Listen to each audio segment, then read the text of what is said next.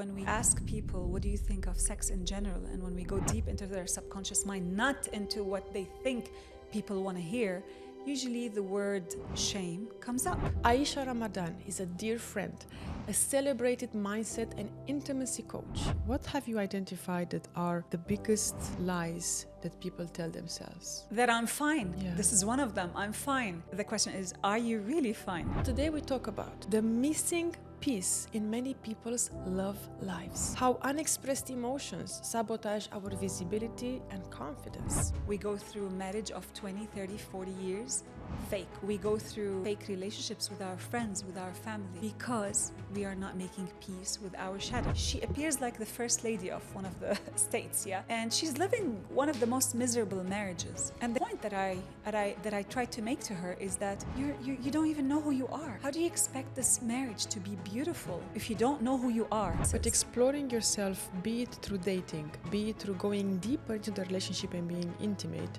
is against what religion taught us. Religion taught us to be a good woman, be young, stay virgin, get married to the first suitor, and start your life. So then what does a younger woman do? It's very normal to go through this huge limitation when you are not aware of all the information and when you don't have enough knowledge. For instance, in the Middle East, you find a lot of women who have been sexually harassed or abused. People who are fulfilled in their love life and in their sexuality. How do they sound and speak?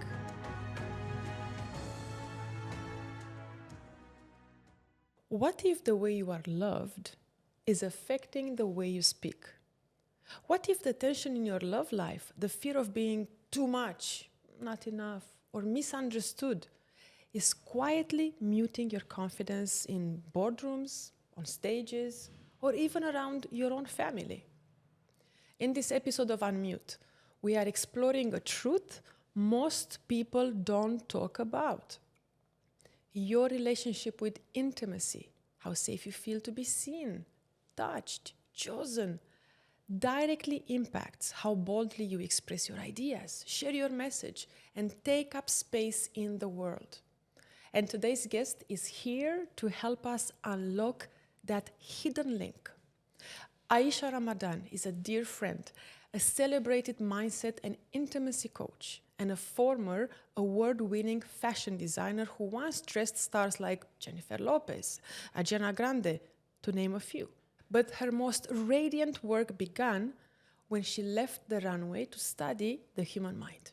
With over 25 years in entrepreneurship, media, and inner healing, Aiisha has guided over 7,000 people through life-changing transformations, blending mindset therapy, creative psychotherapy tools, and deep emotional work to help people feel wealthy, worthy, and fully embodied in love and life. So today we talk about the missing piece in many people's love lives. How unexpressed emotions sabotage our visibility and confidence. What true safety and sensuality mean in a speaker's body. And why self-worth isn't a mindset, it's a full body practice. If you ever felt muted in love, or in leadership, this episode might help you connect the dots. So let's begin. Aiisha, welcome to UnMute. Thank you so much for having me, and such a wonderful name of the podcast. Thank you, Aiisha. Let's go back for a moment when you unmuted yourself. When was that? Interestingly, it happened several times, but let's pick one of them, which is when I was working at a full-time job that did not represent me and that was not aligned at all with what I was meant to do. And for many years, I kept doing that work until I truly discovered my purpose in life and my passion. And the moment I left, I felt unmuted. And this is where I'd say I started my true expansion journey. Okay. I love it. Do you believe our relationship with our own intimacy has a direct link to our presence, our clarity, and our voice? Absolutely. Our relationship to our intimacy expresses so much of how we live, how we operate in relationships, and how we express ourselves. Because when we talk about intimacy, as Esther Perel calls it, it's intimacy as an intimacy. It can't get any more personal. So if I'm at peace with this relationship, if I'm at peace with my body, with my sexuality, with my sensuality, then I am really okay with whatever shadows I may have in my personality. And it's truly, I'd say it's something that I'd be proud of to express out to the public in whichever way it pleases me. As you have now become an intimacy coach as well, as you have put yet another major certification on your big stack of certifications, tell me, what drew you to this work? To the work of sexology or to the work of mindset in To the general? work of sexology. Okay, well, quite often the things that we love are calling us from a much, much younger age. So through your first relationships, through if you were married, in my case, I was married previously, now I'm engaged. So through those experiences, I get to experience myself and I can tell very clearly what my priorities are when it comes to my relationship with the partner. So my intimate relationship has always been a huge priority to me. And then when I entered the mindset therapy path, I started receiving too many questions and I was able to help so much. I mean, when you talk about the 7,000, more than 7,000 individual sessions, I'm not talking about workshops and courses. So obviously I received so many cases that needed a lot of help. But there's a point where you reach, I'd say, the tip of your knowledge. And this is where I realized that I needed to learn more about the body, the anatomy, the pleasure styles, the desire styles, what holds us back. The fact that I am really interested in intimate relationships and the fact that my libido is very active does not mean that everyone else has the same. And what if one day we're approaching, for instance, menopause? How are we going to deal with this? So there's so much that I went through from my own experience and I was able to share with others. However, because I'm only 42, which is for many people it's a lot, but for me it's really young, there's so much that I still don't know about our body, about aging, about pleasures. And although I've been through so many different relationships, some of them for very short whiles and some of them for years, that gave me a lot of experience, but I'm still not in the place of every other woman. So I wanted to cultivate the education that can give me the actual support and the backbone to help those women who may come with different baggages, with different backgrounds. For instance, in the Middle East, you find a lot of women who have been sexually harassed or abused, and the degree of this harassment can vary. I have never harshly been through that, never. Not as a kid and not in a very aggressive way. So although I was able to connect to my soul, to my own consciousness to help people, I have never been through that. So I needed to learn more about it from a psychological point of view and from a physical point of view, how to deal with it. And you put these things together and it works out. There is so much to unpack, and definitely I want to touch upon how we can dissolve more and more the shame that women have if we've been harassed or verbally abused, and how that impacts, of course, the way we speak in public, the way we speak in the work field. One of the questions I want us to stop is, why do so many people who seem confident on stage, on social media, still feel unseen or unloved behind closed doors? Maybe social media is their safe space. Maybe this is their comfort zone. Because comfort zone does not really mean being hidden in the shadow. Comfort zone is whatever you're used to, whatever you keep practicing. So for instance, when I look at you, I find you one of the most amazing public speaking experts. And it didn't come overnight, right? I mean, you practiced and you practiced and you loved it and you kept learning about it and teaching others. And every time you teach someone about it, you became more of an expert about the topic. But it's very normal for us to have our own hidden secrets, our own wounds that we overlooked, that we did not stop at, that we did not try to heal. Sometimes we tell ourselves it's not a big deal. It's not going to affect me. I'm normal. I'm beautiful. Or later. Yeah. I mean, it could affect us, or it definitely would affect us, but we may think that it might not affect us now or later on. But those things, sorry to interrupt, but those things are usually the big stones that are standing against our smooth path to live our ultimate selves, our ultimate truth. And that is being loved by ourselves and by others. So one of the reasons people feel confident on stages, on social media, is because that's their comfort zone. Yeah. Yet, without us realizing, they are going to the extreme of, here I am, I'm embodied, I'm strong, but when they go home to sleep, they feel lonely. I mean, it could be a defense mechanism also, because they became so strong at it. The more they live that part, the harder it is for them to see what's inside, so they stay on the outside. But then when they start seeing that there are parts of their lives that are not moving smoothly or that are not manifesting as they would have loved to see them happen, then they start going inside. And the truth, Andreea, is that every real beauty starts from the inside. Every real manifestation starts from the inside. It's never from the outside. So if you want to be in if you want to be in a deep relationship, in a deep harmonious relationship, you want to start with yourself. You want to start with the masculine inside you as a woman, because you've got the masculine and the feminine energy. How safe do you feel in your own body? How safe do you feel in the world? And then you start taking it to the outside. And this is where, whether you are confident about it or not, you start to realize, what help do you need? And this is where I tell people, this is where they have to come to you. When they go to the outside, definitely. And when they need to go more within, they definitely have to come to you. We've had to me, or to anyone who's aligned with their soul, with their cause, with.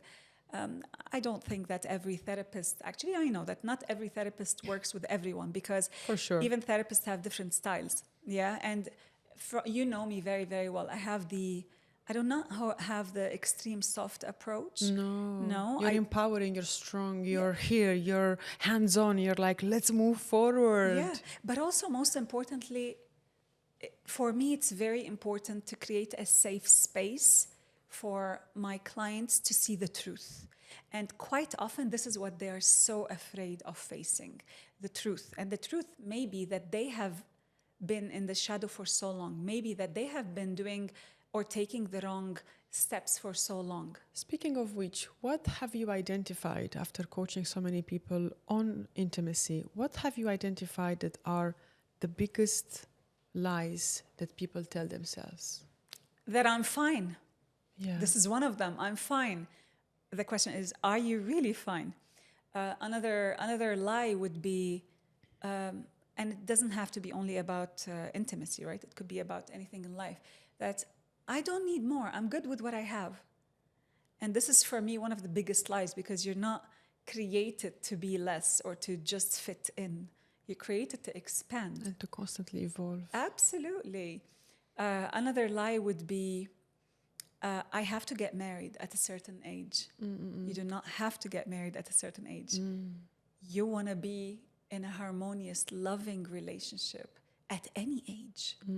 Really, at any age. And those are just some of the too many lies. And for women or men, let's say, who are 35, 45, if they say, I'm late, I missed the train, if they really believe that, You're laughing, yeah. Okay. What's behind the laugh? I was What? just having a session today with a 30-year-old girl. 32. 30. 30. She's 30. 30. Latin. And whose parents are always, they've been scolding her since she was 24 that she's getting late. So being late is a matter of perception. Yeah, it's just a perspective.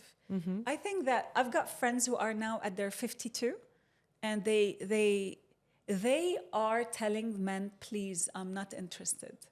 I'm not interested. I just want to experience myself at 52. I've got friends at 48 who keep having men around them. I've got, and you know, men, it's easy for them because the more they grow, the more handsome they become. But women have that fear, that deep fear that they're not enough, that they're not beautiful anymore. And they start counting and they start seeing the clock. And it's not true because she is the most beautiful and she's the wisest and she's the most confident in her 40s and above. This is a fact. You have a gorgeous daughter, Ciel, whom I've met. What would you want to teach the daughters, your daughter, when it comes to sexology that our mothers maybe haven't taught us? Because sexuality, intimacy, it hasn't been an open topic where we go to school and discuss and we make things normal. Yeah. Well, to start with, I already started educating her about our sexual being, our need for pleasure, but also how to manifest it, with who, when, all of these things. Because I do not want my daughter to grow up in a space where she's not allowed to express herself or where she thinks that pleasure is taboo. Because it's not, even if we're talking about self-pleasuring, yeah? So all of the spectrum of topics when it comes to human sexuality, we can pick what's appropriate for their age and start to just introduce the topic to them. Because I'm not interested in telling my daughter that you came as a result of me and your father A mistake. just getting married or being a mistake. That's a very terrible thing to say to any child. And a lot of people have been told that. So they live for the rest of their lives subconsciously thinking that they've been rejected. And then they keep looking for someone to fill up that gap. And we wonder, and they wonder, not me, but they wonder why their relationships are not healthy. Well, because you're unhealed from the inside. You feel that you're rejected, you're not loved. And one of the reasons is knowing or being told that they came by mistake. But it's so important for children to be introduced to the topic from an early age in the appropriate way and to feel that there is a space for them to express themselves, that it's okay. Mind you, you have to keep in mind that no matter how much you talk to them about it, the collective consciousness will still shame them for it. But you have the biggest control and you have the upper hand when it comes to how much openness and safety you can give your kids. And as a mother, as a parent, or you as a counselor or counselor/intimacy coach, I think you are building a container, a base in a person's mind to say, let's find out who you are. These are your natural rights to seek pleasure and to express yourself as a sexual being. And mind you, there is the collective consciousness, the external world, who are going to say, Ayeb, you cannot go on more dates. You have to stay a virgin, get married with this one guy, don't speak much, make sure you're a good wife and stay married, for God's sake. Right? So I want to go back to the importance of being fulfilled as a younger woman, adult woman, or man in your love life, so that you can blossom in your professional life. Because from my life, as I'm experiencing and observing clients and friends, society is inviting us to be successful, have likes on social media, pose successful. No one is really outside encouraging us to be happy. And to slow down. Be fulfilled. Yeah, and sometimes to slow down. I would say to that, Andreea, that if people can come out of this episode with one thing, I'd say spend your entire life exploring yourself.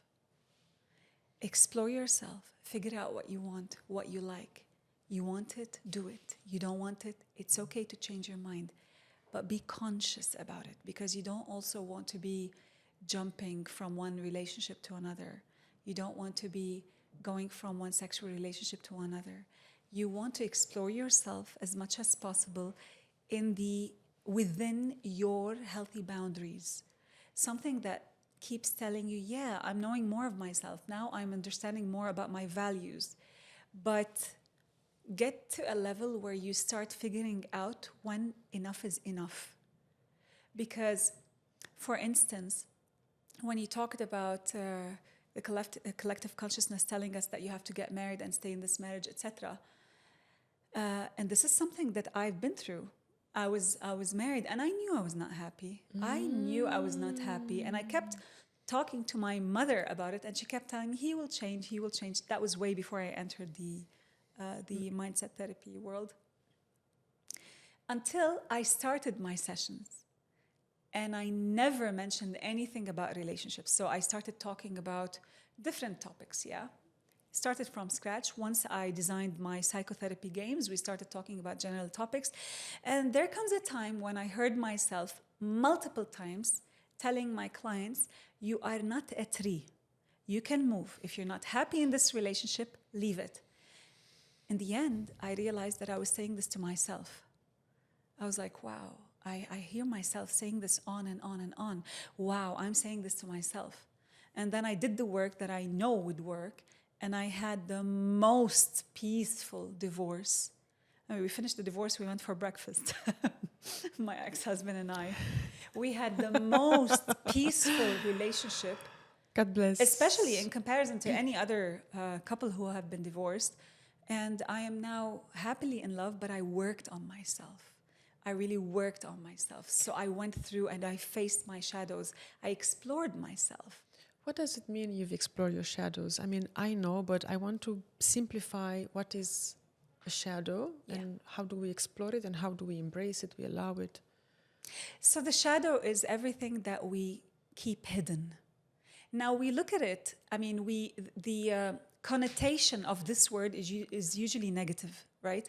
But it's not necessarily negative. It could be your hidden gifts. It could be your hidden talents, but it's in the shadow.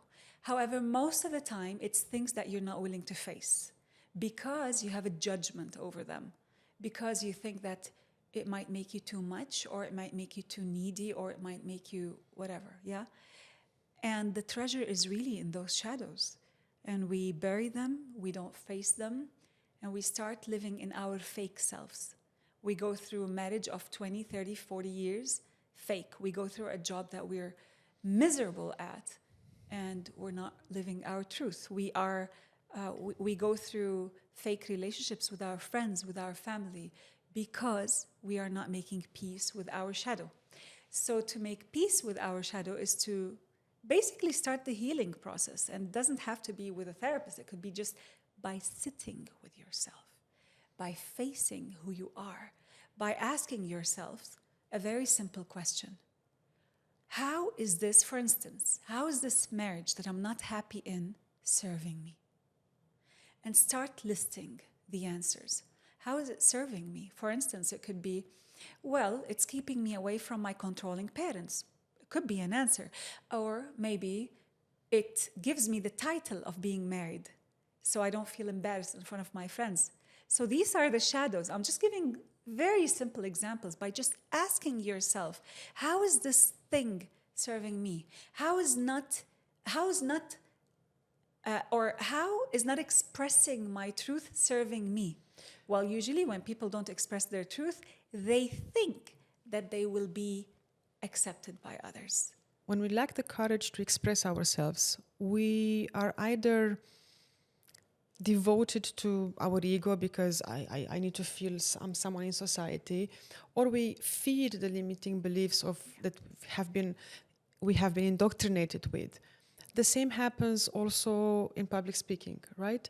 Rather than being in the moment and asking a question or feeling something that has to come, you're sticking with the agenda, with what you have rehearsed, and you're coming across as a robot who speaks, but you're not really transmitting a message. Exactly. And in both cases, you're more or like abandoning yourself, and also it's due to not having a deep connection with self. Yeah. How, from where do people start to cultivate a sincere, deep connection with self? How long have you been teaching your course on public speaking? Around 7 years. Around 7 years. That is 1 year before I went into this domain. And I remember when you first started teaching it, as a friend, I was asking you, what does it include? You remember? I remember. And I remember that one of your, it's okay to share? One of your... Anything. It's unmute. Thank you, yeah. So we are going to Makes sense, yeah. unmute. Yeah. One of your modules was about values. And it was so interesting because at that time, I had never really gone so deep into what values are and how they serve us. But those values are all about who you are, getting in touch with who you are. So whether we're working on the outside or the inside, they have to be aligned. But to answer your question specifically, you want to connect with yourself by knowing who you are. What do you like? Not what does the sound in your mind that is your parents' voice or society's voice is telling you who you need to be. Who are you? And the thing is, Andreea, most people haven't really discovered who they are because they've been muted for so long and they've been accustomed to adapting with whatever they've been dictated to memorize and to say and the personality they have to be. So I've got one amazing client who comes off and who sits in the, she appears like the first lady of one of the states, yeah? And she's living one of the most miserable marriages. And the question or the point that I try to make to her is that you don't even know who you are. How do you expect this marriage to be beautiful if you don't know who you are? How will your husband love who you are? When I say, how did I come up with this conclusion? Because she was not allowing herself to explore herself. So let's take it to fashion, okay? How do you know what's your style? How do you really know what's your style? You try different outfits. You try different outfits. You speak with an expert like yourself or others. But you really try different styles. And this is where you know, am I classic? Am I sporty? Am I bohemian? Am I sensual? What am I? You can't know for sure that you're not that unless you try it. Or at least you've tried enough that gives you a clear impression of what's okay for you, what's not. Yeah? So you want to know who you are. So try to explore yourself. Try to go to different places. But exploring yourself, be it through dating, be it through going deeper into the relationship and being intimate, is against what religion taught us. Religion taught us to be a good woman, be young, stay virgin, get married to the first suitor, and parents agree, and start your life. So then what does a younger woman do? Amazing point, my beautiful Andreea. It's very normal to go through this huge limitation when you are not aware of all the information and when you don't have enough knowledge. Now, we are shamed when it comes to sexuality, right? In the Arab world, a lot more than... in the West. Yeah, in the West. So when we look at it and when we ask people, what do you think of sex in general? And when we go deep into their subconscious mind, not into what they think people want to hear, usually the word shame comes up. And then when we put things into perspective and explain to them that our sexual energy is the most powerful energy there could ever be because it is the energy responsible for our reproduction. This is the energy that makes us all come here. How could God create the most powerful energy and make it shameful? It just doesn't add up. It's like oil and water. So if you just understand the difference between what the sexual energy is truly, or what the sexual energy truly is, and between the way we deal with it, and the way we think about it, and the way we try to tarnish it, they are two very different things. Because I'm going to take you a little bit deeper into that. What makes people think so low of the sexual energy?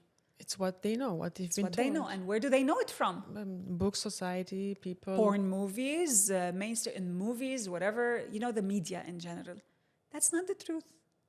That is one side, and it's one of the lowest sides. But if you want to go up a little bit, if you want to see what the sexual energy truly means to our soul, that it's an energy that through which we can manifest our dreams. Do you understand? And this is obviously a much more advanced conversation for another For episode. sure, number 2. Yeah. If you understand the power of this amazing energy, it's called creative energy.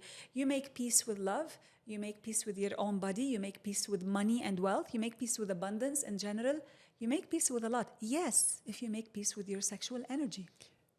As we are on this terrain, I'm sure that you will agree with me, even though we haven't discussed many topics, but so we love at 19, at 28, at 44, we love how we were loved by mom and dad. And then there is a day when, after a lot of healing and journaling, you're realizing how you were loved and how you were not loved, and then you give yourself what was missing. And then you're better able at asking your partner how to love you. Yeah. But the majority of people are extremely blind to what is wounded, what is deeply needy in them. And then they go into relationships begging to be loved, to be seen, to receive flowers, to receive gifts and attention, and you forgot, and they cry. And so the relationships are always a container where what we have worked on comes and blossoms. What we haven't comes and becomes shadow, becomes tears, becomes frustration. How do you guide and empower people from that point onwards? 2 points. The first point is that, yes, people tend to look for what's missing on the outside. And why is that? Because most people are not aware of the power they have inside. This is not book talk. This is not just a title that we want to splash anywhere. Your soul is capable of things your brain cannot comprehend. Your personality is capable of the same. But if you grow up with the idea that your happiness comes from the outside, that fulfillment comes from the outside, then naturally, when you know that there's something missing, you will look for it from the outside. But the moment you start realizing that it all starts inside you, it all starts in the seed that you plant. And this is how your tree grows, according to what's been planted inside you.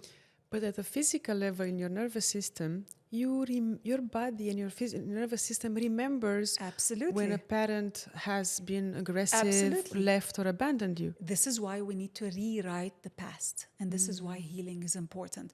Now, the only thing I would say here is a lot of people go through healing and get stuck there.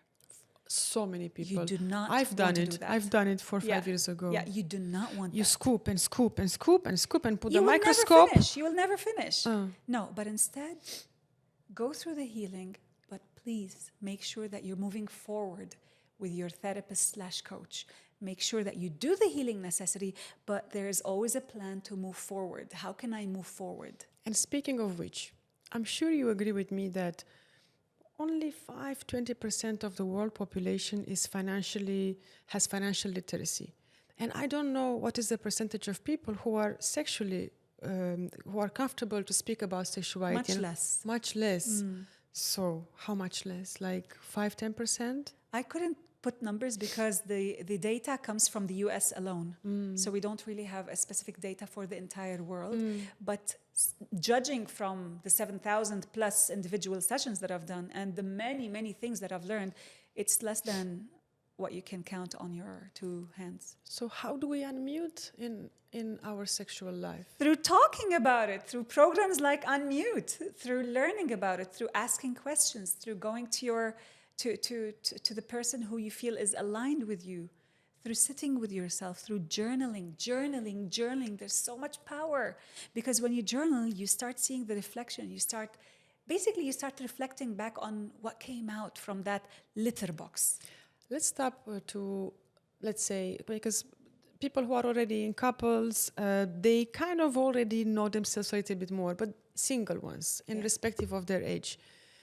They think they want something, their soul is longing for something, but their head. So the classical battle between what the ego and the mind would want because it will feel good in society, and the soul is like, I just want to feel emotional safety. I want to hold hands. I want to make love. I want to give love, receive love. Ego, soul, ego, soul. How do you help people create a balance, a harmony between these two? The answer is always listen to your soul. It's not about your soul catching up, it's about your personality catching up with your soul. It's about your personality listening to that sound that you often mute. And how do you mute it? By putting up the volume on everything else in your monkey brain. Your fears, your limitations, the ego, everything else. But the truest guide is your soul. Why? Because your soul is the infinite. It's the one that guides you to what's best for you. It's the one that does not care whether you're born black or white, whether you're born rich or poor. It doesn't care. What it cares about is that you live happy. And happiness comes when you are aligned with your truth. So what is your soul trying to tell you? This is the truth. What was your soul telling you when you've met at the beginning your fiancé? What were the signs? What did you hear? What did you feel? Every part of me knew that this is the right thing that I had to do. And I'll tell you something. This is a conclusion that I've come up to recently, although I've been in the relationship for years now. I would say that, how do you know that this is the right person for you? When everything is smooth. You don't feel there is a need to play hard to get. You still have the mysterious part in you as a feminine, but you don't have to play games. When you have this total freedom to express who you really, really are, when you don't feel ashamed of speaking and of telling each other, of communicating your desires, your fears, when you are so comfortable to dive deep, deep into your partner's shadows, and you are comfortable with them diving into your own shadows. And externally, when things are smooth, I'd say this is where you have obviously done so much work on yourself that it's all aligned, that it's all harmonious, and that it's just elevated. And one more thing, the partner who is best for your higher self is the one who always lifts you up. Always, not occasionally. Yeah. As I'm listening to this beautiful Netflix chapter of your life, and may you live a super, super long, loving life with your future husband, current fiancé. What message do you have for the single women, my girlfriends, me, who are a little bit exhausted from swiping and from dating and not being able to have intellectual intimacy, emotional intimacy? When do you stop, recharge your batteries, and then you're proactive to go back on dates? What is a switch that we can do to make it easier for us to attract someone who we really want? Okay. First of all, if you've just recently broken up, please don't get into a relationship yet. Take some time. Mourn the relationship. Mourn the part of you that was hoping for something. Let it settle. Let it heal. Now, if you have been single for a while, and even for the women who have healed, or at least, they're done with the breakup period, I want you to start going deeper into yourselves and stop repeating the patterns. Now, first, identify those patterns. What has been the thing that kept repeating itself through the relationships or through the men that you previously had a crush on? What was the pattern? Believe me, that pattern is a huge message telling you, heal me. I'm inside you. I will keep coming back again and again until you stop and heal me.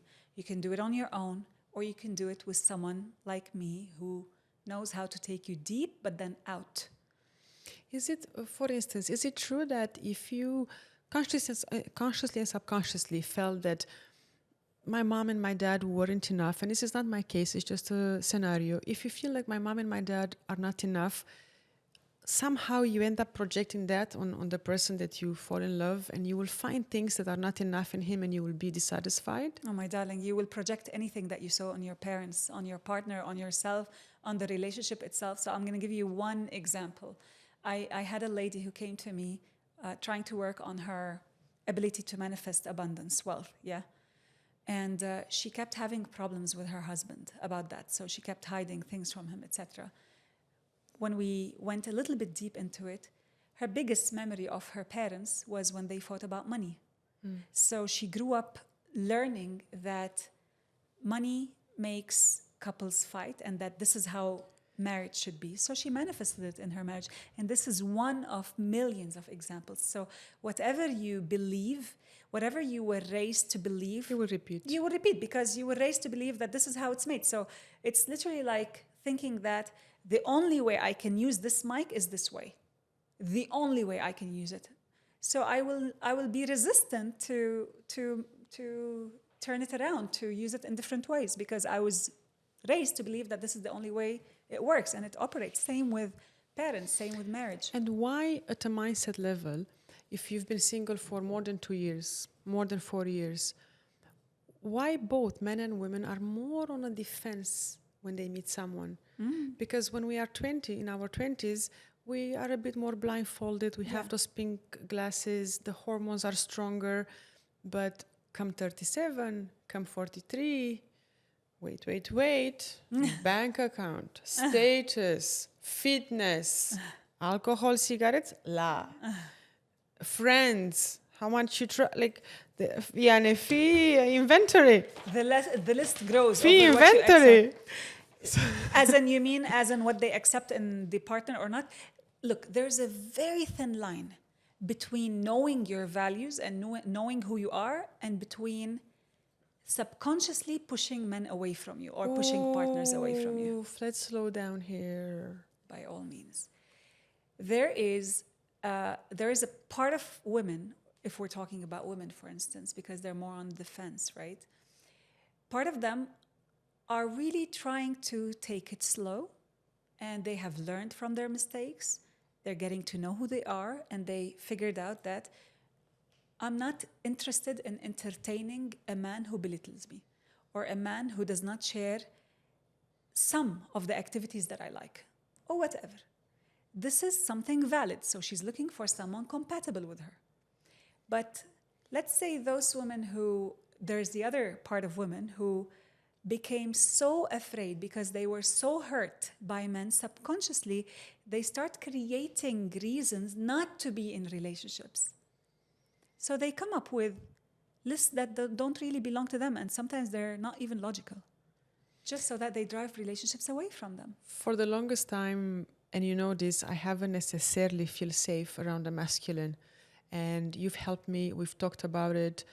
I want to confess and unmute myself and whichever woman is watching that it's very easy to stay complacent or to stay in the scenarios that the mind created to feel safe.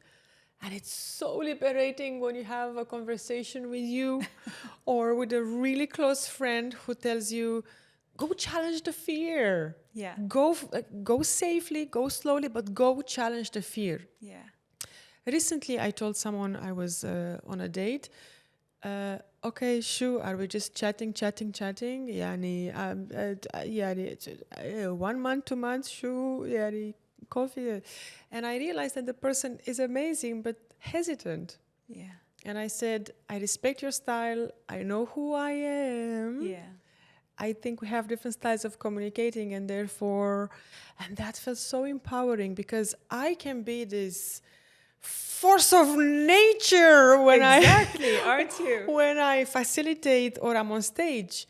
But when I want to say what I would like and what I don't really like in the communication or in the relationship with men, Oof, oof, oof. I feel like I have 70, 80 kilograms to lift. It's hard. Yeah, you feel so exposed when in a relationship, and this is where our worst nightmares and fears come up. But it's also so liberating to think. I'll tell you something. I'm going to give you a trick. When you have that You want? fear, I want as many tricks as we can fit in I'll our do my podcast. so every time you feel worried about what the other person may think of you, and you try to mute yourself, trying to just get by, remind yourself that that person has his own wounds too, that he does not want them revealed in front of you. Just be aware of that. Just be aware of the fact that this person has so many shadows, has so many wounds, has so many insecurities.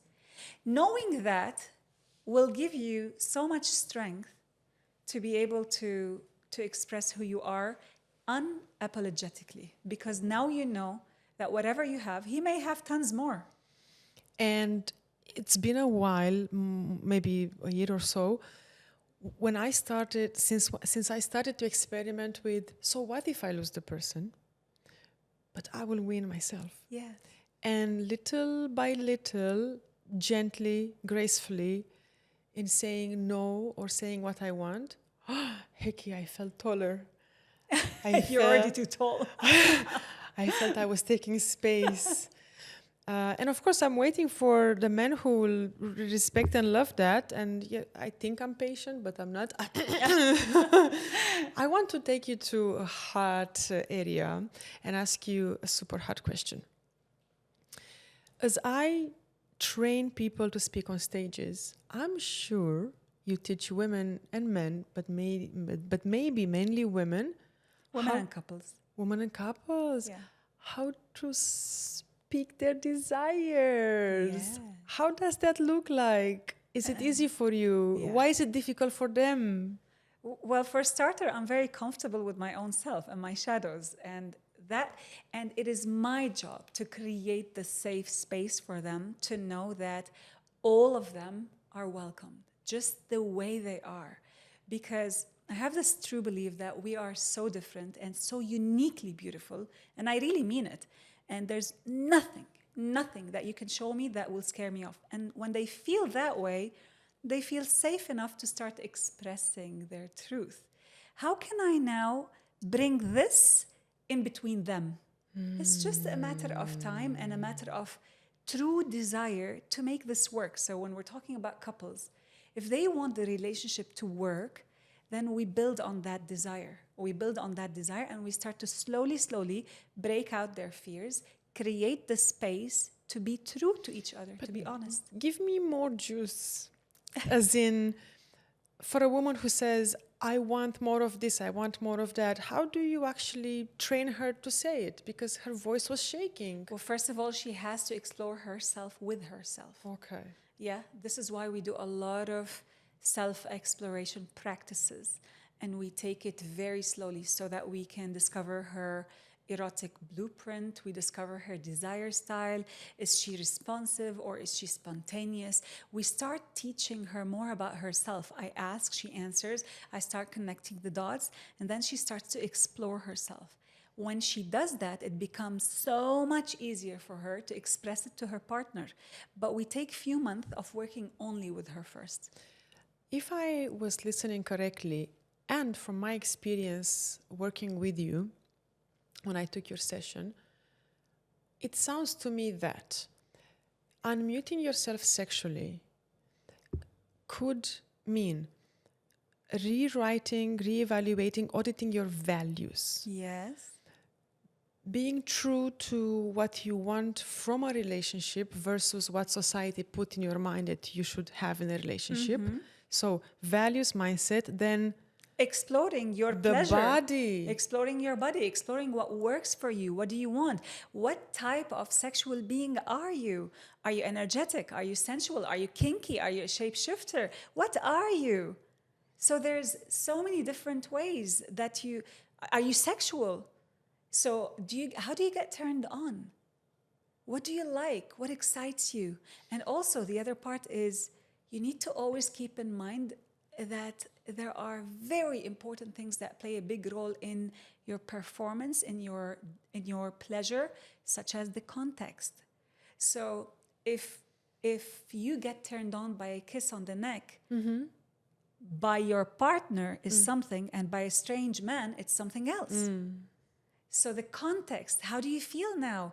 Did you come from a very long day at work where you had a lot of fights with your boss, and your partner is expecting you to be melting in between his arms? So these things play a big role. I have another important question that not too many people speak enough in media, and I'm so happy we are doing it here on UnMute. Let's say someone has been married for 15 or 18 years, and they are about 38, 43. They are dating, and they have resonance with this person. They want to get intimate. Her body is used to receive pleasure from her partner from 18 years. How is she gonna now train this other new person, because the body has memory, but now you have a different partner in front of you. How do you help a person navigate through this transition? They have to work together. It cannot only be her. She can work on herself. She can guide him without guiding him. Basically, she can inspire him, but there's so much that she can do alone. He has to come along. He has to play along. So we have to work with both of them, and we have to reignite the relationship. Because no matter how long you've been together, it's so important that you reignite it every now and then. Now, one of the main reasons I've invited you on UnMute, and I hope we can make more episodes, is that when we are successful in love and in our sexual life, we have the base, the vault from where we are full and abundant with emotion and energy. But when we don't talk about it, when we don't write, journal, do practices, we put this issue under the carpet, and from our minds and from our egos, we are successful, we are board members, we buy shares, we travel, look at me, but we are deeply unhappy. So what is the price that we pay when we mute our sexual life? Your life. Your life. I don't know why would you want to live if you're not expressing yourself? Maybe you have fears.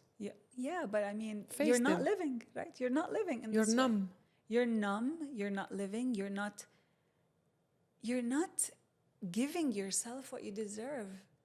You deserve to have pleasure, you deserve to be loved, you deserve to love, but none of that is going to happen if you are wounded, if you're deeply wounded. I've asked a few other guests this question, and I would love to also know your perspective. Why are there more people in the big cities like London, New York, and Dubai saying, both sexes are saying, there are no more good women left, only gold diggers? And we hear the other part, saying there's no more good men left, right?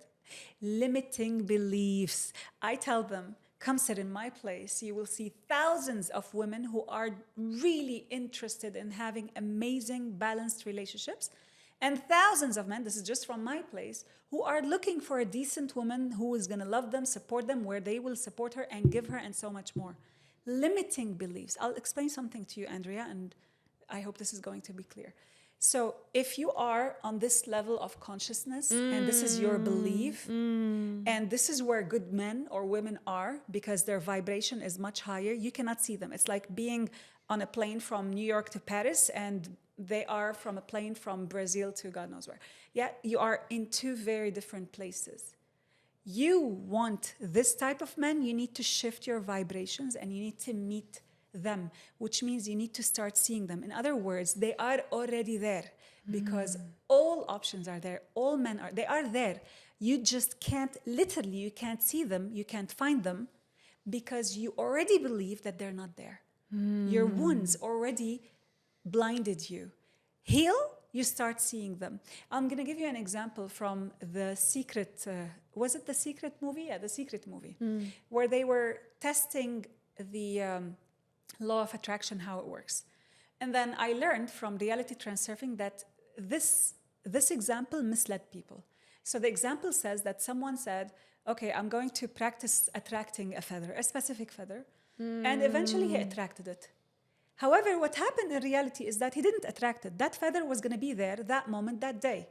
What happened is that he started looking. He opened his awareness. He elevated his level of consciousness to meet that feather, and he saw it. It's going to be there whether you like it or not. But are you ready to find it? Same with men and women. Are you on that vibration? Because life is your mirror. When someone is not committed, that's because you're not ready for commitment. When someone is hesitant, that's because deep inside you're still hesitating a little bit. Once you're ready, they will show up. One beautiful, I love what you said. One beautiful lesson I learned, speaking of level of consciousness and mirror, is don't shoot the messenger, just take the message. Yeah. Very often the partners are mirroring where you are, and it's easier to say and the blame game, playing the victim or the blame game, versus this is what I am. Okay, what do I take a responsibility and agency? Yeah. This is the exact meaning of face your shadows. This is it. This is specifically it. Take responsibility. Just face your shadows. Get to know what you have done that created this, that manifested this reality. Change it. Change the story. You know, what you have done could have been you accepting someone to disrespect you or to belittle you. Or it could have been you belittling the person in front of you. Either way, it's going to be a terrible relationship. So look inside. What have you allowed, or what have you been doing that created that reality? Change it, the reality changes. And it changes in one of three ways. Either the person changes the way that they've been behaving with you and that you didn't like, or they exit your life peacefully, or they keep doing what they used to do, but you don't see it in a bad way anymore. You don't feel heavy by it. You don't feel that it's something negative anymore. I lived through these three scenarios. I know exactly what you mean. As we are slowly wrapping up, people who are fulfilled in their love life and in their sexuality, how do they sound and speak?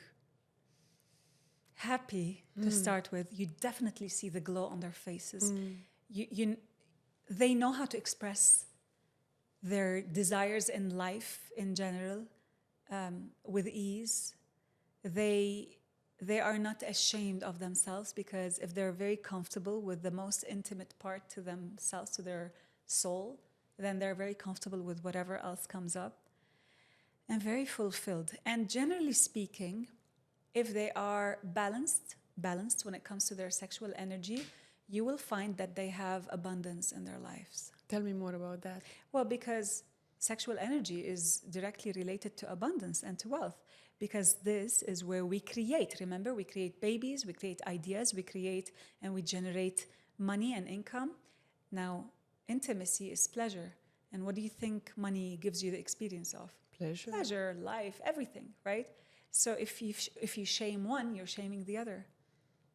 But when you are making peace with both, But I know men and women who are successful, but they are not in a relationship. How are they managing that? Excellent question. Wealth has so many laws. Now, if they've mastered 10 of those laws, or if they've mastered 8 out of 10 of those laws, they will still make money, right? But will they really be happy from deep inside? Besides, some people are single, but they are at peace with their sexual energy. They don't have judgment. So being single does not mean you have issues with your sexual energy. It's called being whole and true to where you are and your needs. So you don't need to be in a relationship to tell the world that you are at peace with your sexual energy and that now you're ready to make money. No. It's really deeply internal. We see a lot of married people who are miserable. Oh my God, they're like robots in bed, because they think that intimacy starts only in bed. Intimacy starts way before that. It starts from the moment we touch each other's hands, go to the restaurant, speak to each other while watching a movie. Do we even watch a movie together? If you would be the counselor in intimacy in the world or in a specific country, what type of laws would you instill? How would you educate people? What are few important things that you would love everyone to know? I would love to take them through an intensive training before they tie the knot, where they get so comfortable diving deep into each other's shadows. And I mean it. Yeah, I'm quiet because I was joking with Lamia Taufik, she's a children's psychologist, and I jokingly said, if I was the president of any country, I wouldn't allow people to marry and conceive before going to a 3 or 6 months course. That's Same. pretty much what I just said. Yeah, that's why going I'm like, through intensive work before they go into a marriage. Yeah, absolutely. I have so many questions, Aiisha. Allow me to quickly sense if there is anything that I really, really feel now that I should ask you.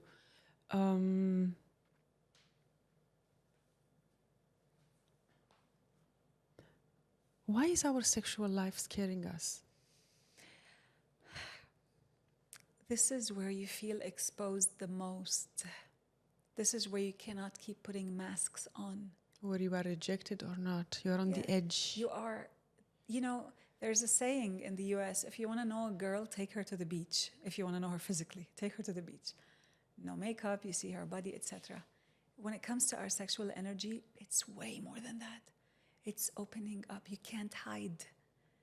It's how much are you comfortable to keep eye contact while in the intimate relationship? Or are you afraid? Are you trying to hide something? Or are you one of those people who switches off the light every time you go to bed with your partner? This is where you are exposed the most. And I get women telling me I have small breasts and I feel so ashamed of them with my husband. I go like, well, look at me, lady. I open my arms and it's like, this is what we have here. Let's enjoy it. And it turns the man on. Yeah, when you your are attitude. Proud of yourself, when you know what you have. Same with him. It turns each other's on. It's such a turn on to be so confident. So it's making peace and feeling full. With yourself. That's why we say, make sure your feminine and masculine are balanced. Make sure that there's a minimum amount of healing that's been done. And then you have nothing to worry about. Go and explore yourself. Speaking of which, ultimately, do we have to teach ourselves? Ultimately, do you believe that we have to love ourselves first? We cannot expect any partner to come and love us? Absolutely. Oh my God. You're saying it absolutely, but how many people at home weren't you hoping that she would say, yeah? No, it is 100%. Why would I love you if you don't love yourself? Unless I'm Mother Teresa who sees the best in you, and then I have to invest in making you believe in yourself. And frankly speaking, partners are not created to heal each other. They do that very subconsciously, but that's not their role. They're not here to heal you. He's going to be attracted to you, or she's going to be attracted to you when you have a minimum level of self-love. And otherwise, how do? You attract a narcissist. You attract someone who belittles you. You attract someone who makes you feel less. You would be the perfect catch for such a person. Where in your life are you still unmuting yourself, Aiisha Ramadan? Every single time I deal with my daughter, I feel like there's work to be done. Yeah. Ciel is what, 14? 11. 11 only. Yeah, darling. She's a big girl, she's tall. Yeah, she's tall, but a baby from inside. Of course, 11 Yeah, and only. remember, as a single mother, it's different. It's very different when you don't have the father around. It's very different. And you need to do both parts. And the question is always, how can I always balance but not lose the feminine in me? Because that's one mistake a lot of parents do. When they separate and the mother, for instance, has to play the role of the mom and dad, ultimately she loses the mom because you can't be both. So doing this balance, helping her stand on her own feet, trusting herself, loving herself. Oh my God. Thank you so much for that. My pleasure. For everyone at home, if you want to speak better in public, if you want to pitch better, if you want to have more power when you speak and connect, visit, audit your sex life, your love life. That's the place where you are gathering your power, where you have intimacy with self. when you have this connection with self and your partner, it's going to be much easier to connect with the external world. Did I get that right, Aiisha? It comes from a very authentic place, definitely. It changes everything in your life. And in order to reach to that place, you have to travel through barriers such as shadows, indoctrinations, religion, self-beliefs. You want to heal from a divorce or from a heartache. You go through all these barriers, and on the other side is intimacy with self, intimacy with a man or a woman. Yeah. And then when you have to perform and be a professional and a solopreneur, an entrepreneur, an inventor, a founder, it's going to be easier. Absolutely. But there's one thing I want to add, because I don't want them to get scared of the things that we are inviting them to go through and to face. You do not have to heal 100% in order for you to get into a balanced, beautiful relationship. First of all, there's no 100% healing, yeah? But start. Just start. And once you start, you become aware of where you are, and then you can start. Because you're putting the flashlight. Yeah. You're illuminating the pattern, Exactly. why it wasn't working, Yeah. and now you're getting answers. Yeah. You feel empowered, and love is able to sprout in your heart. In the end, remember, you will attract what you are right now. If you're fully messed up, this is the person you will attract. Aiisha Ramadan, I'm so happy that I have attracted such a beautiful friend, Me too. Thank you. intimacy coach, and powerful thought leader and mindset coach that lives in Dubai. People can find you here, right? Yes. You can find you on social media, Aiisha Ramadan. Online too. Online, you offer people consultations online. That's how we've done it 19 days ago. I'm super, super grateful for the way you simplify the way people can love themselves and love one another. Thank you so much. Thank you so much for the opportunity. I loved every second. Thank you. Habibi, thank you.